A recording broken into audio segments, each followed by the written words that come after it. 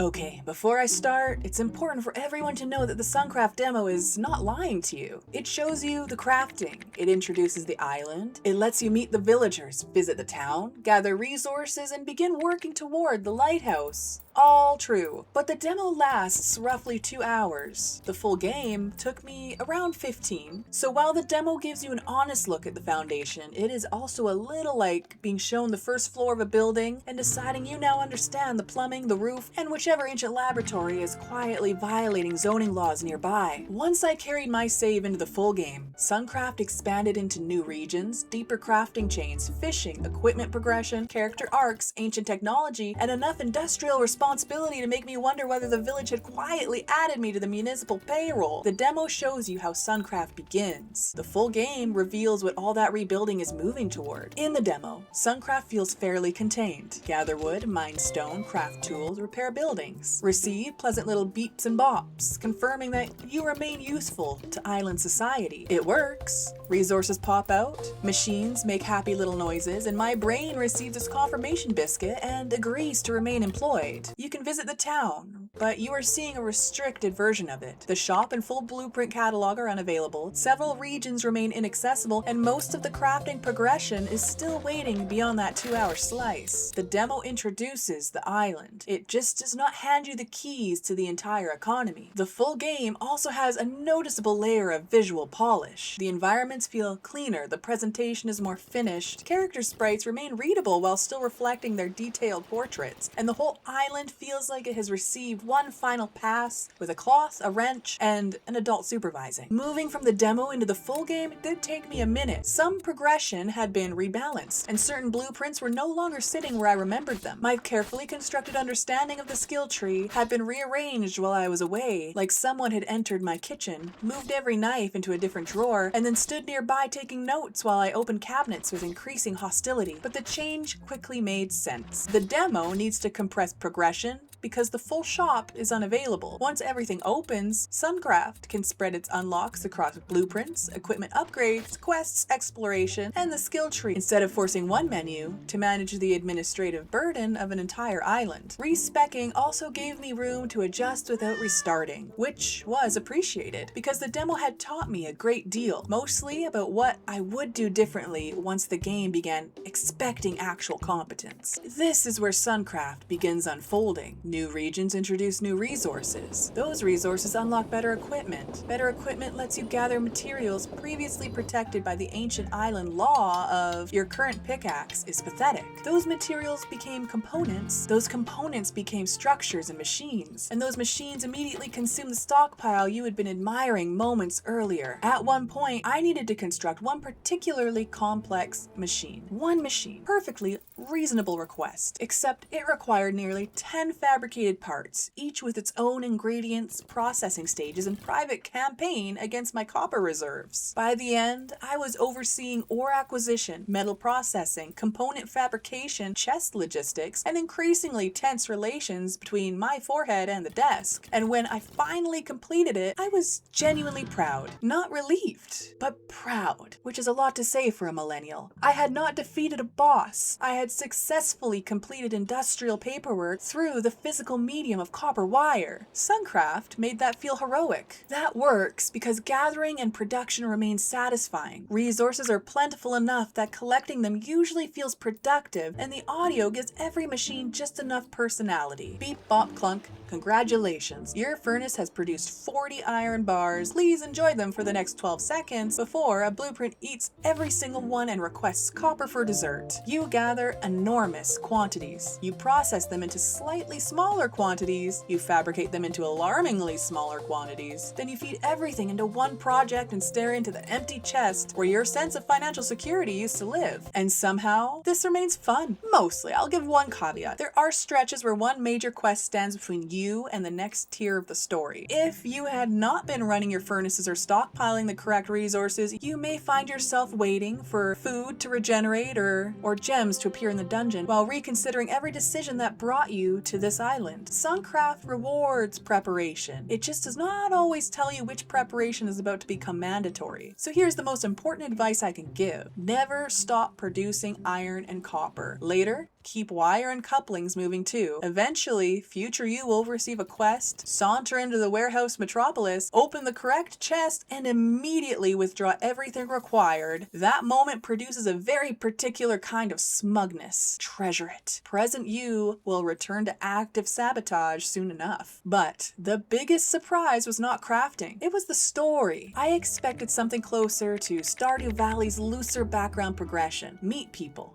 complete quests, improve the area, slowly become part of the community while everyone waits for the newcomer to resolve problems they have apparently accepted for generations. Suncraft is much more authored than that. Its characters have histories, responsibilities, and specific reasons for caring about the lighthouse. Kale and his cat Soot were probably the moment the game fully won me over. Soot is always beside him. Kale asks you to gather materials so he can build Soot a bed. He asks you to bring Soot fish for Soot's birthday and help with small tasks that gradually reveal how much they have already survived together. And it never feels like the game is dragging the cat into the frame, ringing an emotional service bell. Attention, player, the animal is vulnerable, caring may now commence. No, their relationship feels natural. Kale and Soot belong to the island's history. Their affection is warm, but there is melancholy underneath it. They have spent years watching over a place that never entirely recovered, carrying responsibility because someone had to. The more I learned about them, the more the lighthouse stopped feeling like the world's largest craftable object. It started feeling like permission for people who had been bracing for disaster to finally relax. That is the part a 2-hour demo can only gesture towards. It can introduce Kale and Soot, it can show you the town, it can place the ruined lighthouse on the horizon and make it clear that it matters, but it cannot show you how those pieces grow together, or how 15 hours of crafting and character work slowly turn a restoration project into something personal. The village is not damaged because crafting games require several buildings held together by moss and optimism. The island has a past. The lighthouse ruins remain visible offshore for most of the game. You can see them long before you can reach them, sitting on the horizon like the island's largest unresolved workplace incident. Bottles wash ashore carrying handwritten fragments of history. A neighboring island holds an ancient laboratory behind a locked door. The volcano is unstable. The ecosystem has suffered. The people who remained have been living with the consequences of something much larger than deferred maintenance. And Suncraft lets those questions breathe. It does not interrupt every 10 minutes to tip a bucket of lore over your head. You gather materials, you meet people, you unlock new regions, you keep noticing the lighthouse in the distance. And gradually,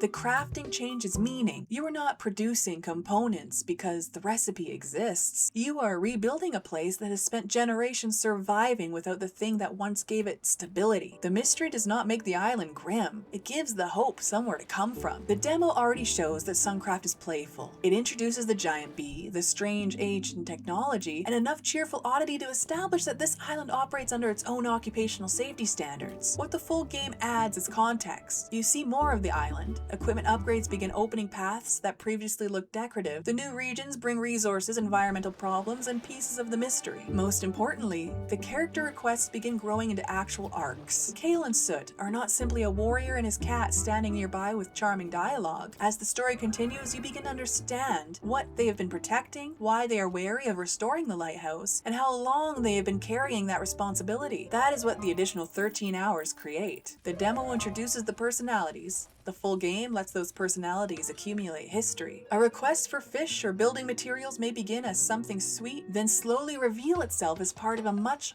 larger story about people who have spent years adapting to instability. The crafting creates progress. The characters give that progress consequence. By the time you are approaching the lighthouse, you are not merely finishing the largest project on the blueprint list. You are changing what the future looks like for people who had learned not to trust that it could change at all. After roughly 15 hours, I reached the end of Suncraft's story and nearly completed every achievement. So now I know what lies beyond the demo, but this is not the full review. I am saving the final technical assessment, progression, bottlenecks, equipment, clarity, chess metropolis, post-game limitations, value, and verdict for that video. For now, this is what matters. The demo gives you an honest 2-hour introduction to Suncraft. The full game does not simply give you 7 times more wood, 7 times more iron, and 7 times more opportunities to discover discover that present Sky has failed to prepare future Sky for copper demand. It gives you more regions, more progression, more visual polish, more character development, more mystery, and a much stronger story than the game's modest description prepares you for. The developers describe Suncraft as a cozy village crafting adventure. That is technically accurate in the same way that calling a cruise ship a boat is technically accurate. The demo teaches you how the island works and tells you to rebuild a lighthouse. The full game gives you people worth rebuilding it for.